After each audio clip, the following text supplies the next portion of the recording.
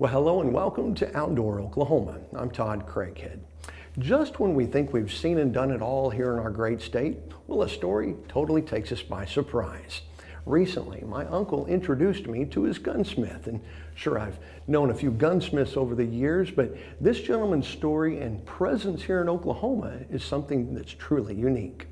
Born in France, JJ Perodeau knew at a very early age that he wanted to work on guns.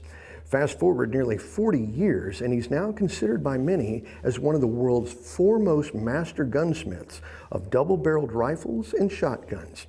His customers send him guns from literally around the world. Well, he may have been born overseas and still have an accent, but he's also a proud Oklahoman now as well.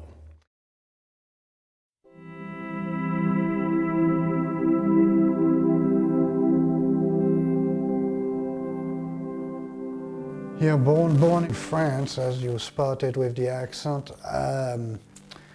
Grew up in a family that was interested by guns and hunting. My dad was a family doctor, but always liked his guns. So I grew up around guns, and a good friend of my dad, Michel Bernard, was a gunsmith in a little town close by us. And close by us was the northeast side of France, close to the Swiss border. So as a kid, I would be hanging at the gun shop quite a bit, and probably by the age of 10, I really wanted to be a gunsmith. I thought it was fascinating, and so I was shooting at the time quite a bit, and to support my clay shooting habit, I asked Michel if I could go work for him during the holidays, and he took me on. So I would clean A5 and 1100 Remington and strip them and clean them and do small work for him, and he would pay me with a 12 gauge shell and a clay pigeon.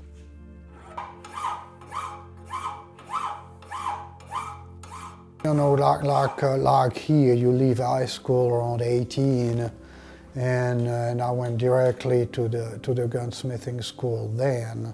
Spent my 3 years, so I was on the job market around 21 and a half.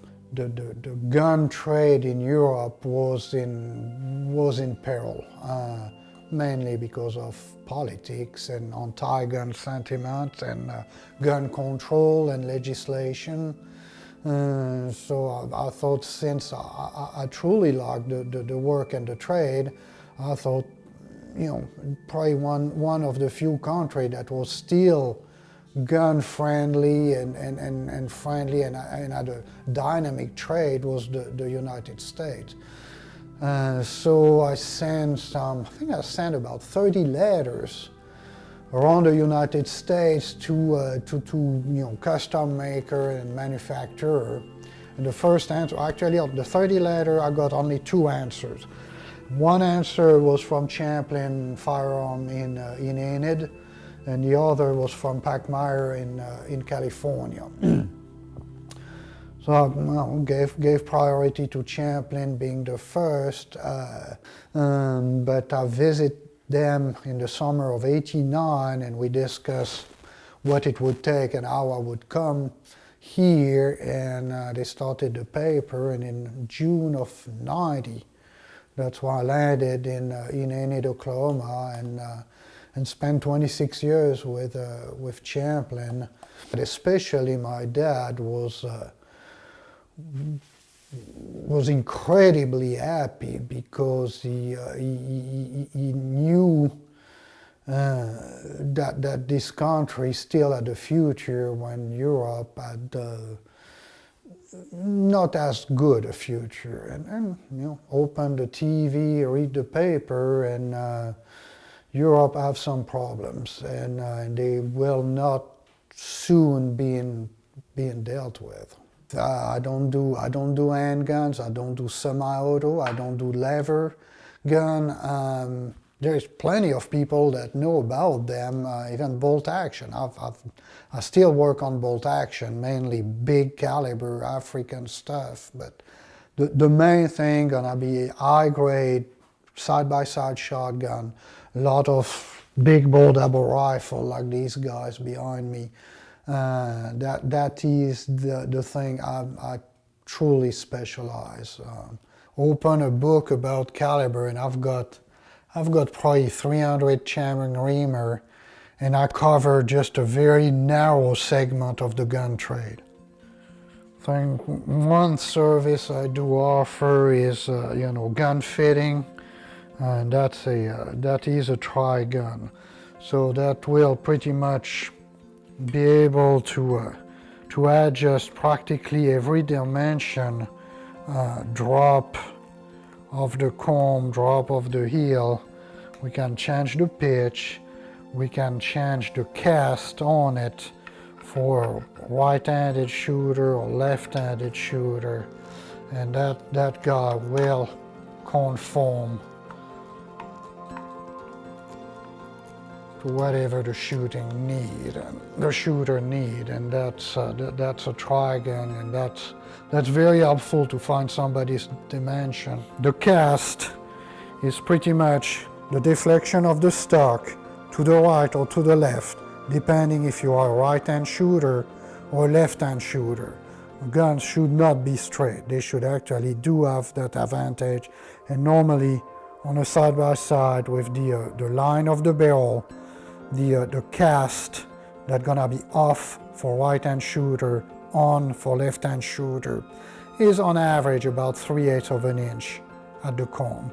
The drop is from the line of sight, the drop gonna be drop at the comb, drop at the heel. On a quail gun, you want to see a bit of your rib, because you want your gun to throw a shot column be a bit high, because at the flush the birds are coming up, so you want to be on the bird. Even if you cover it, you still want your shot column to go up, and that you will adjust it with the drop.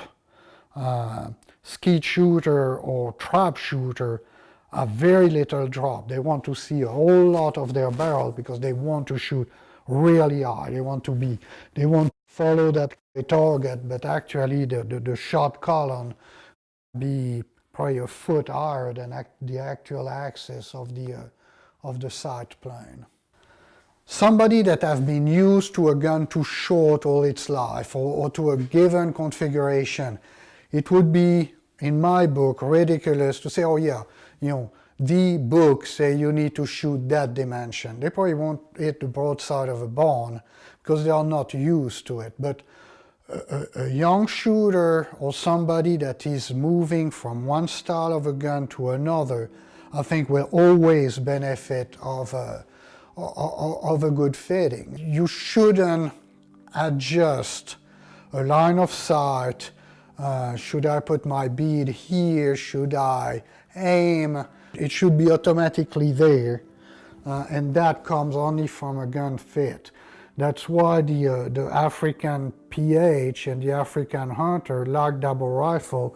You want a double rifle to fit like a shotgun.